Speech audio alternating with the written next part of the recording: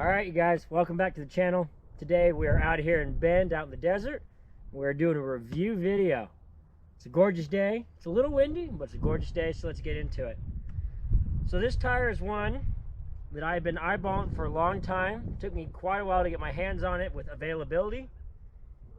And then it's been really tough for me to wear it out and get it to a worn state where it's almost time to change it. So, as you guys know, that's where I like to do my reviews, is after the tire is beat in and ready to be done. So with that being said, let's get into it today. So this is the IRC JX8 GEKKOTA tire. So as many of you know, IRC has been working with their tires for a while, changing up their pattern and their compound. And with this one, if you know the IX09W GEKKOTA, this is like the big brother that is better, let's say that. So with that being said, it is the same look, the same tread pattern, the same carcass size, but the difference between the JX8 and the IX09W is a reinforcing in the knobs of the JX8, so you don't get the knobs tearing off as easily, which was kind of a problem with the IX09Ws. And also you have a stiffer carcass, so it handles a little better and you don't get that sidewall flex and sway when you're going down the trail at speed. So, as far as traction, I can't feel a difference. They both are awesome feeling, but this JX8 does last longer and it does perform with better stability in corners and straight line movement at speed. So with that, let's get into it. So this one tire has 25 to about 30 hours on it. With that being said, I've had it over on the west coast of Oregon, so really wet, muddy conditions, really rooty, not very many rocks. Ran it there for about half its life, and then I moved over here to Bend out in the desert, and it's had the rest of its life out here in the desert in deep sand and lava rock. So really, really aggressive terrain difference change. But I love the tire, I'll say that. It has not changed my feeling either way. So I want to start with the tire composition and how it is. So with this Gummy tire, it has a very tall knob to start with, and they are spaced pretty close. So it resembles a very close pattern, kind of like a Trials tire in my eyes, but it has taller knobs and a little farther spacing. So with that, it cleans out really well. I've had it in the mud, and some of our muddy rides, this thing cleans out and flings the mud. And here in the sand, it really cleans out in the sand, digs deep, and grabs rock and holds on.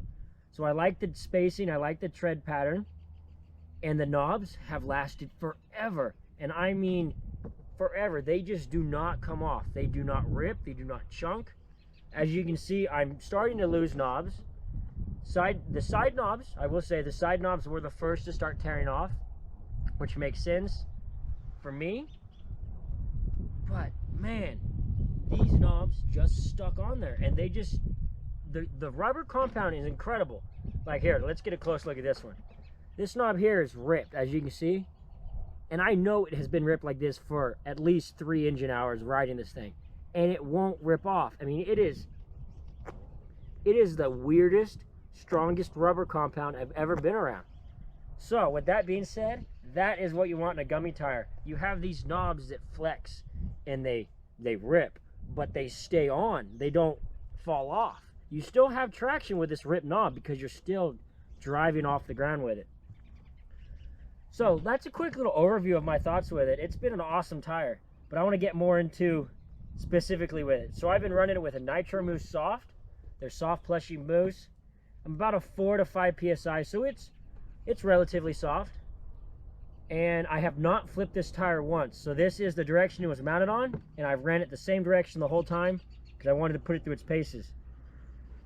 But man, let's start with traction. Traction is unreal with this thing. It is by far the most consistent Gummy tire I've ever ran. With the tall knob height, you get the clean out, you get the digging, you get the straight line traction like you would with a normal motocross tire. You get that cutting action with the tall knobs, but the compound of them is so soft that you get that gummy compound when you hit a hard surface. So for me, it's been a very, very well-rounded Gummy tire. Is it perfect in all conditions? No. But it is the best tire in all conditions that I've had. When you want to pick one gummy tire to do it all, it's this bad boy right here. So for me, that is a big statement. And I've ran a lot of gummy tires, and I will compare to one of my viewers wanted me to compare it to this tire too at the end of this video, so stick around for that. But I will say, as an all-around gummy tire, if you want to experiment and try this gummy lifestyle, you got to get your hands on a JX8, because it is the most universal gummy tire I've been around. And I've never had a guy get on my bike and say, man, that tire sucks. Every single time I switch bikes with a guy and they get on my gas, they're like, man, you got so much traction, that thing sticks. And I'm like, yeah, it's that JX8. That thing sticks like glue. So as far as traction, this thing's been incredible. How long it the life of the tire, the longeliness, the longevity, whatever you want to call it, it has been a really long-lasting gummy. And I will say the changes IRC made to the IX09W platform into the JX8 with the reinforced knobs and the stiffer Carcass, they were spot on with that move. These knobs are not ripping off like the IX09Ws are. They aren't. It doesn't even seem like the same tire. You put them next to each other, they look identical. You put them on a bike and ride them, and the IX09W and the JX8 GEKKOTA are totally different beasts. Same traction, but this thing lasts forever. And with that being said, this tire right here, with its condition like this, I will put it back on my bike today and I will continue riding it for at least another 10 hours. I guarantee you I'll have almost 45 hours on this gummy tire before I pull it off, because I have not felt a loss in traction at all. The only place I felt it decrease in its traction from when it was new was in really deep sand and really deep mud. And obviously when you lost knobs, you're going to get the dig power. But as far as trials traction and hard enduro traction, this thing is just barely broken in. It is incredible in that way, and it does a phenomenal job. It is always a shocker. I like showing up with a tire like this because people look at me and they say, dude, your tire's beat to death. And I'm like, no, this JX8's just getting warmed up. So let's move on from that, and let's move to, let's say handling. Let's talk about the handling of it. And I mentioned that with the IX09W, the handling difference.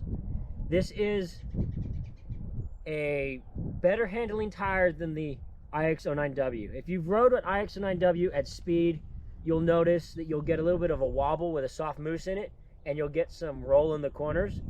And this IX09W does not do that at all. So that is their Carcass change. You get rid of that wobble and you get rid of that corner roll when you're running a soft bib or tubeless or something like that. So handling, phenomenal handling. And to add to handling, it is in a, where's that? There we go. 110, 118. So in the gummy world, that's a small numbered tire. A lot of the gummy tires, a lot of the hard enduro tires are, you see 120s or 140s, and they're big old meaty tires. And yeah, they're awesome, but does this need to be that way? Absolutely not. This tire, I have no complaints with the 110 size. I've had guys comment and say, hey, do you think they should make a 120, 140? My answer is no, because with the size of the knob height and the spacing, everything's a perfect ratio. Like I said before, it's a well-rounded gummy. It does everything. It is a very versatile gummy tire. It has the proper size ratios where you don't get that big old fat footprint where you feel like you're sluggish in the back, or you don't get a really, really narrow footprint where you feel like you sink everywhere. It's right, that happy medium for me. And I like the size, and I think they got that spot on with the sizing, that they didn't need a 140 Carcass to get the traction they needed. They just needed a 110. It's a little bit big for a 110. I would say it feels like a 120, but it's a 110 size on their chart. So no, I think it is a great ratio size. It is a moderately sized Carcass, not gigantic, but it's not small. So that ties back into that well-rounded gummy for me.